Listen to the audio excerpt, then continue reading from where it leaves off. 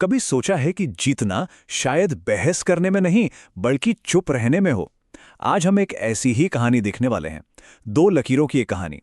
और ये हमें सिखाएगी कि भाई असली जीत आखिर होती क्या है। और इस कहानी की शुरुआत होती है एक अजीब सी खामोशी से। जरा सोचिए, गौतम बुद्ध एक सवाल पूछते हैं और पूरी की पूरी भीड़ एकदम खामोश। ऐसा क्या पूछ लिया उन्होंने? और इस कहानी से हम आज क्या सीख सकते हैं? चलिए पता लगाते हैं। लेकिन देखिए, उस सवाल को समझने से पहले ना हमें उस माहौल को समझना होगा जहां वो सवाल पूछा गया था। कहानी का पहला हिस्सा है शोर और शांति। और ये एक ऐसा सीन है जो शायद हम सबको काफी जाना पहचाना सा लगेगा।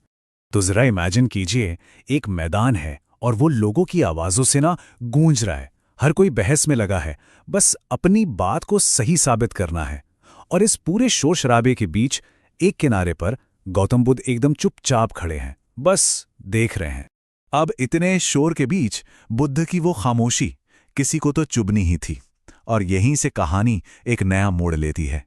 कहानी पहुंचती है अपने अगले हिस्से पर, एक तीखा सवाल। और हुआ भी बिल्कुल यही। भीड़ में से एक आदमी, जो शायद सबकी फ्रस्ट्रेशन को एक आवाज दे रहा था, वो आगे बढ़ा और उसने सीधे सीधे बुद्ध को चैलेंज कर दिया। उसने पूछा, बुद्ध, अगर आप इतने ही ज्ञानी हैं तो बताइए, कौन सही है और कौन गलत? बस उस एक सवाल से ना पूरे माहौल में एकदम सन्नाटा छा गया। सबने अपनी सांसें रोक लीं। सबको लगा बस अब फैसला होने वाला है। बुद्ध अब बताएंगे कि कौन सही है और कौन गलत। लेकिन बुद्ध ने जो किया ना, उसकी तो किसी ने उम्मीद ही नहीं की थी। उन्होंने शब्दों का इस्तेमाल ही नहीं किया, जवाब एक इशारे से दिया। और यहीं से कहानी का सबसे इंटरेस्टिंग पार्ट शुरू होता है। मिट्टी पर दो लकीरें। कुछ बोलने के बजाय बुद्धा बस नीचे झुके और उन्होंने जमीन पर धूल में एक सीधी लाइन खींच दी, बस एक सिंपल सी लकीर। फिर उन्होंने उसी आदमी की तरफ देखा और पूछा, इस लकीर को छोटा कैसे कर सकते हैं? सवाल तो बहुत सीधा था, है ना? और जवाब भी उतना ही सीधा मिला। उस आदमी ने कहा, बहुत आसान है, मैं इसका एक हिस्सा मिटा दूंगा। पता है, ये जवाब हमारी उस आम सोच को दिखाता है कि किसी और को कम कर दो तो हम खुद ब खुद बेहतर हो जाएंगे। ये सुनकर बुद्ध मुस्कुराए। उन्होंने उस पहली लकीर को छुआ तक नहीं, बल्कि उन्होंने पहली लकीर के ठीक बगल में एक दूसरी, उससे भी लंबी लकीर खींच दी। और बस देखते ही देखते पहली वाली लकीर अपने आप छोटी लगने लगी। और बस यही था वो मोमेंट जिसने सबका सोचने का तरीका ही बदल दिया। तो चलिए अब समझते हैं कि इसके पीछे का गहरा मतलब क्या था। कहानी का अगला हिस्सा है बड़ा बनने का राज। बुद्ध ने तब समझाया, तुम दूसरे को गलत साबित करके खुद को सही बनाना चाहते हो, लेकिन जो इंसान खुद को बड़ा बनाता है उसे किसी और को छोटा करने की जरूरत ही नहीं पड़ती। सच कहूं तो यही इस पूरी कहानी का निचोड़ है। तो मतलब जीतने के दो रास्ते हमारे सामने हैं। पहला आम रास्ता, दूसरे की लकीर मिटाओ, उसे छोटा साबित करो।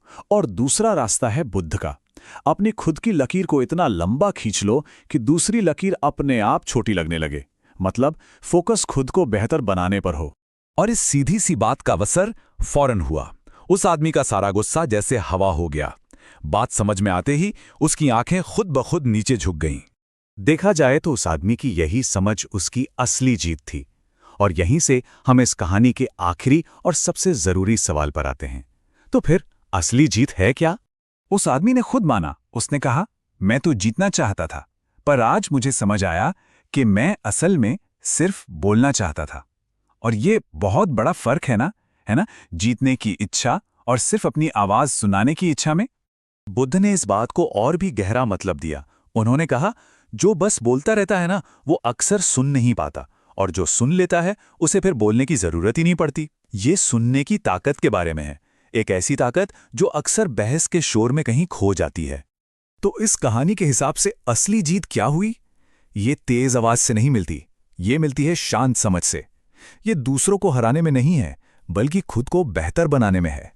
और फिर जैसे जैसे भीड़ वहां से धीरे धीरे छटने लगी, वो लोग अपने साथ सिर्फ एक कहानी लेकर नहीं जा रहे थे, वो लेकर जा रहे थे सोचने का एक बिल्कुल नया तरीका।